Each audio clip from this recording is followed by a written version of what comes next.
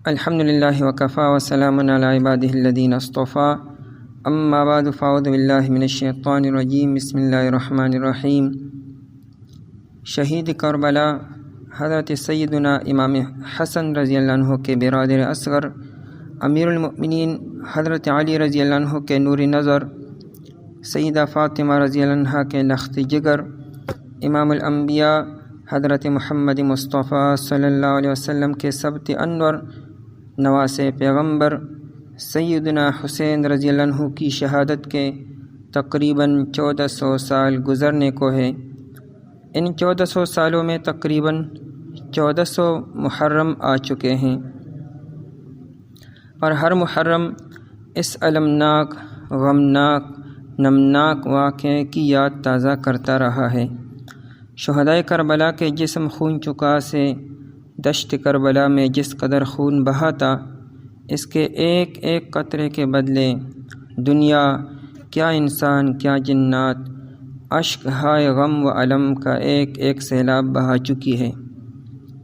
سیدنا امام حسین رضی اللہ عنہ کی ولادت باسعادت 5 شعبان سن 4 ہجری کو مدینہ منورہ میں ہوئی۔ سرکار دو جہاں صلی اللہ علیہ وسلم نے مولود مسعود کو گود میں لے کر کانوں میں اذان و اقامت پڑھی، کھجور چبا کر گٹی دی اور حسین رضی اللہ عنہ نام رکھا، جس کو سید الاولین والآخرین کی زبان مبارک سے سیدہ شباب اہل الجنہ یعنی جنت کے جوانوں کا سردار، اور حسین منی و انا من حسین احب اللہ من احب حسینا، حسین سبتم من الاسباط، معنی یہ ہے حسین مجھ سے ہیں اور میں حسین سے ہوں۔ اللہ تعالیٰ اس شخص سے محبت فرمائے جو حسین سے محبت رکھے۔ حسین میرے نواسہ اور سبت ہیں، ترمذی شریف۔ امام عالی مقام سیدنا حسین رضی اللہ عنہ زبان نبوی سے 20 بشارتیں لے کر جب اپنی زندگی کی تقریباً 55 بہاریں دیکھ چکا اور سن 60 ہجری میں داخل ہوئے تو آزمائش کی گھڑیاں شروع ہونے لگی۔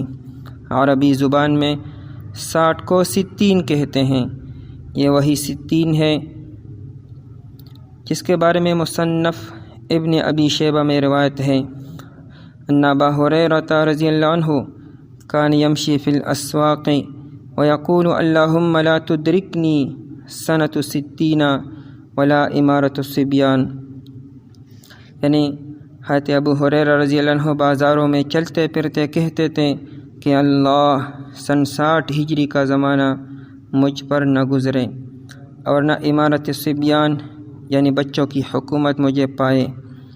اور امام ابن کثیر نے البدایہ والنہایہ میں ابو سعید خدری رضی اللہ عنہ سے روایت نقل کی ہے، فرماتے ہیں سمعت رسول اللہ صلی اللہ علیہ وسلم یکون خلف من بعد 60 سنة ادعوا الصلاة واتبعوا الشہوات فسوف یلقون غیا۔ ابو سعید خدری رضی اللہ عنہ فرماتے ہیں میں نے حضور صلی اللہ علیہ وسلم سے سنا ہے کہ سن 60 ہجری کے بعد ایسے برے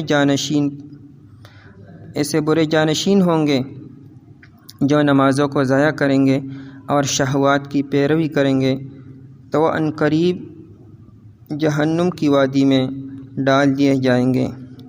ان دونوں روایتوں کو حافظ ابن حجر عسقلانی نے بخاری شریف کی شرح فتح الباری میں نقل کر کے لکھتے ہیں وفی ھذا اشارۃ الی ان اول الاغیلمۃ کان فی سنۃ 60 یزید وهو كذلك فإن یزید بن معاویۃ استخلف فیها وبقی الی سنۃ 64 فمات، یعنی ان روایتوں میں اشارہ اس طرف ہے کہ ان نوخیز لڑکوں میں پہلا نوخیز لڑکا سن 60 ہجری میں یزید تھا، اور وہ ایسا ہی تھا جیسا کہ حدیث مبارکہ میں خبر دی گئی ہے، کیونکہ یزید ہی اس سن میں خلیفہ بنایا گیا اور وہ سن 64 ہجری تک باقی رہا، پھر وفات پا گیا۔ اس سے متعین ہو گیا کہ جس عمارت الصبیان سے ابو ہریرہ رضی اللہ عنہ پناہ مانگتے تھے اور وہ سعید خدری رضی اللہ عنہ کی روایت میں جن صبیان کی بدعملی اور شہوترانی مذکور تھی، وہ یہی عمارت تھی جس کا اولین سربراہ 34 سالہ جوان یزید تھا، جو عقل و تدبیر اور دین کے لحاظ سے نابالغ اور صبی تھا۔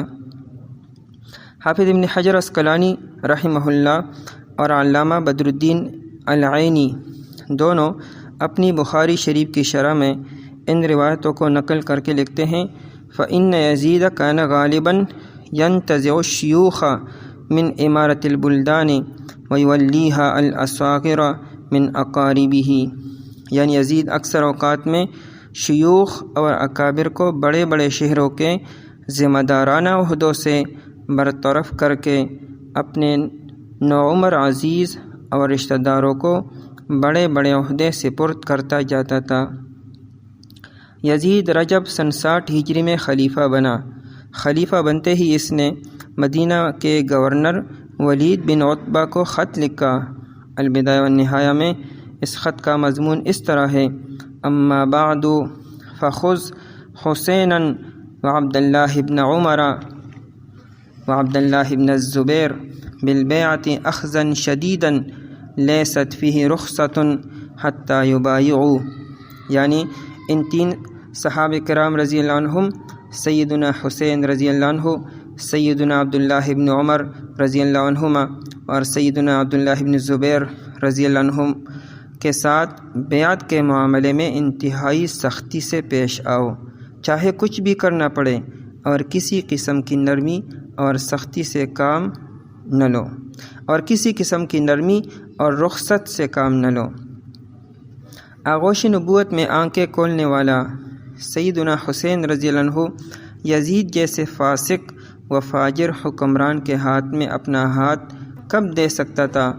آپ نے اپنا سر تو دے دیا مگر ہاتھ دینا گوارا نہ کیا۔ حضرت خواجہ خواجگان خواجہ معین الدین چشتی اجمیری رحمۃ اللہ علیہ نے کیا خوب فرمایا ہے: سر داد نداد دست در دست یزید، حقا کے بنائے لا الہ است حسین، یعنی سر دے دیا مگر اپنا ہاتھ یزید کے ہاتھ میں نہیں دیا۔ حقیقت تو یہ ہے کہ لا الہ الا اللہ کی بنیاد ہی حسین ہے۔ حضرت امام عالی مقام کا ایک تاریخی خطبہ جسے امام ابن اسیر نے اپنی کتاب الکامل میں نقل کیا ہے، یہ خطبہ کربلا جاتے ہوئے راستے میں 1000 مسلح یزیدی فوج کے جرنیل حر بن یزید ریاحی کے سامنے دیا تھا۔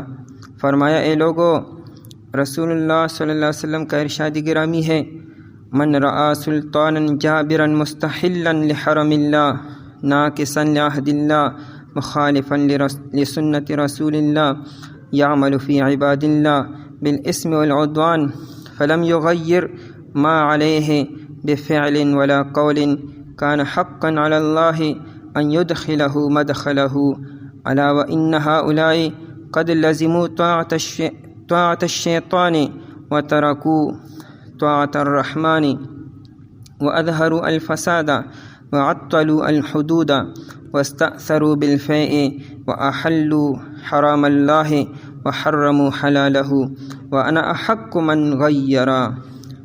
اس کا ترجمہ یہ ہے: جو شخص کسی ظالم حاکم کو دیکھے کہ وہ اللہ تعالیٰ کی حرام کی ہوئی چیزوں کو حلال قرار دے رہا ہے، اللہ تعالیٰ کے عہد کو توڑ رہا ہے، اور میرے نانا رسول اللہ صلی اللہ علیہ وسلم کی سنت کی مخالفت کر رہا ہے، اللہ کے بندوں پر ظلم و زیادتی کر رہا ہے، تو وہ شخص اپنے قول و فعل کے ساتھ اس ظالم حاکم کی ان بدعمالیوں کو نہ مٹائے تو اللہ تعالیٰ اس کو اس کے ٹھکانے یعنی دوزخ میں داخل کرے گا۔ اے کوفہ والو سنو، ان یزیدیوں نے شیطان کی اطاعت اپنا لی ہے اور خدا رحمان کی اطاعت چھوڑ دی ہے، امت میں فساد برپا کیا ہے، اسلامی حدود اور قوانین کو معطل کر دیا ہے، یہ مال غنیمت اور بیت المال کا روپیہ خود کھا رہے ہیں، اور اللہ تعالیٰ کے حرام کو حلال اور اس کے حلال کو حرام ٹھہرا رہے ہیں، اس لیے میں ان کی بدعمالیوں اور منمانیوں کو مٹانے کا سب سے زیادہ حقدار ہوں۔ اور امام ابن کثیر البدایہ والنہایہ میں لکھتے ہیں، کان قد اشتہر بالمعازف وشرب الخمر والغناء والصید واتخاذ الغلمان والقیان والکلاب والنطاح وبین الکباش والقرد وما من یوم الا یصبح فیہ مخمورا۔ ترجمہ یہ ہے کہ یزید کے متعلق یہ روایت کسی سے ڈکی چھپی نہیں کہ وہ ساز و راگ کا دل دادا تھا، شراب میں مست، سرود و نغمہ کا شیدائی، شکار کھیلنے کا شوقین، خوبرو لڑکوں اور نوعمر حسین و جمیل گانے والی لونڈیوں اور شکاری کتوں کا شوقین تھا، اور وہ سینگ والے مینڈوں، سانڈوں اور بندروں کے درمیان لڑائی اور مقابلہ کراتا رہتا تھا۔ سب سے بڑھ کر یہ کہ وہ ہر صبح شراب کے نشے میں مدہوش اٹھتا تھا۔ یزید کی بیعت مسترد کرنے کے بعد آپ نے 4 شعبان سن 60 ہجری کو مدینہ منورہ سے مکہ مکرمہ کی طرف کوچ کرنے کا عزم فرمایا۔ جب کوفہ والوں کو حضرت سیدنا امام حسین رضی اللہ عنہ کے یزید کی بیعت ٹکرا دینے اور مکہ مکرمہ پہنچنے کی اطلاع ملی تو ان کے بہت سے قبیلوں اور گروہوں نے بالاتفاق آپ کی طرف ایک خط لکھا، جس میں آپ کو کوفہ آنے کی دعوت دی کہ آپ تشریف لائیں، ہم جان و مال سے آپ کی مدد و نصرت اور خدمت و حمایت کے لیے تیار ہیں۔ حضرت شاہ عبدالعزیز محدث دہلوی رحمہ اللہ نے سر الشہادتین میں لکھا ہے کہ پے در پے کوفہ کے ہر قبیلے اور جماعت کی طرف سے تقریباً 150 خطوط آپ کو موصول ہوئی۔ تب آپ نے اپنے چچا زاد بھائی امام مسلم بن عقیل کو ان کے پاس کوفہ بھیجا۔ امام مسلم نے کوفہ پہنچ کر مختار بن عبید کے گھر قیام فرمایا اور 12,000 سے بھی زائد کوفیوں نے آپ کے ہاتھ پر حضرت امام حسین رضی اللہ عنہ کے لیے بیعت کی۔ اس وقت کوفہ کے گورنر صحابی رسول نعمان ابن بشیر رضی اللہ عنہ تھے۔ یزید نے اس کو معزول کر کے بصرہ کے گورنر عبید اللہ ابن زیاد، جو انسانی خون کا پیاسا تھا، کو کوفہ کا گورنر بنایا۔ یہ مکار عربی لباس پہن کر اور نقاب میں منہ چھپا کر رات کے اندھیرے میں کوفہ پہنچے۔ لوگ اس کو سیدنا امام حسین رضی اللہ عنہ سمجھ کر اس کا والہانہ اور پرجوش استقبال کر کے اس کو سلامی دی اور مرحباً ابن رسول اللہ قدمت خیر مقدمن، یعنی اے فرزند رسول خوش آمدید، آپ کا آنا مبارک ہو، کے نعرے لگاتے ہوئے چلنے لگے۔ ابن زیاد اس دوران بالکل خاموش چلتا رہا، یہاں تک کہ کوفہ کے دارالامارات یعنی گورنر ہاؤس پہنچا۔ صبح ہوتے ہی ظالمانہ کارروائی شروع کر کے لوگوں کو ڈرا دھمکا کر مختلف حیلوں اور تدبیروں سے امام مسلم بن عقیل کے طرفداروں اور حامیوں میں پھوٹ اور اختلاف پیدا کر کے ان کو منتشر کر دیا۔ کوفیوں کی سرشت اور طبیعت ہی یہ ہے کہ ان کو بدلنے اور مکر جانے میں دیر نہیں لگتی۔ کسی نے خوب کہا ہے، الکوفی لا یوفی، کوفی کبھی وفادار نہیں ہوتے۔ امام مسلم کو خود ہی اپنے ہاتھوں ابن زیاد کے حوالے کر کے قتل کر دیا۔ ادھر امام حسین رضی اللہ عنہ 8 ذی الحجہ یوم الترویہ منگل کے دن مکہ مکرمہ سے اہل بیت، دیگر ساتھیوں، خادموں اور غلاموں سمیت 72 افراد کے ہمراہ کوفہ کا عزم کر کے نکلے۔ امام مسلم رضی اللہ عنہ کی شہادت 9 ذی الحجہ یوم عرفہ کو ہوئی، جس کی خبر امام حسین رضی اللہ عنہ کو راستے میں زرود نامی مقام پر ملی، اور یہ کہ کوفیوں نے ان کا ساتھ چھوڑ دیا ہے۔ آپ نے کئی بار انا للہ و انا الیہ راجعون پڑھا۔ بعض ساتھیوں نے واپسی کا مشورہ دیا۔ آپ رضی اللہ عنہ اس پر غور کرنے لگے، لیکن مسلم ابن عقیل رضی اللہ عنہ کے بھائیوں اور عزیزوں نے کہا، اللہ کی قسم ہم جب تک اپنے بھائی کے ناحق قتل کا انتقام اور بدلہ نہ لیں واپس نہیں جائیں گے، یا پھر ہم بھی انہی کی طرح شہید ہو جائیں گے۔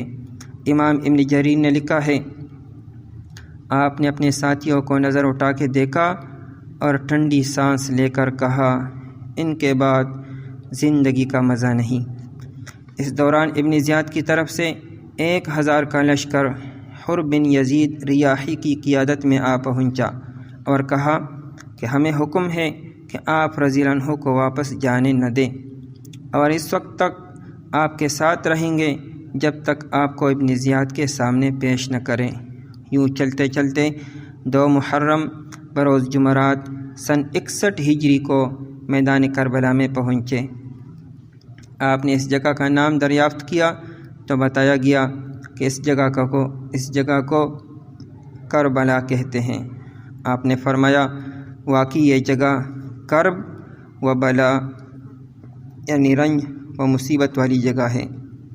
البدایہ و نہایہ کے مطابق 4000 اور شاہ عبدالعزیز محدث دہلوی کے مطابق 22000 کا لشکر عمر بن سعد کی قیادت میں پہنچا۔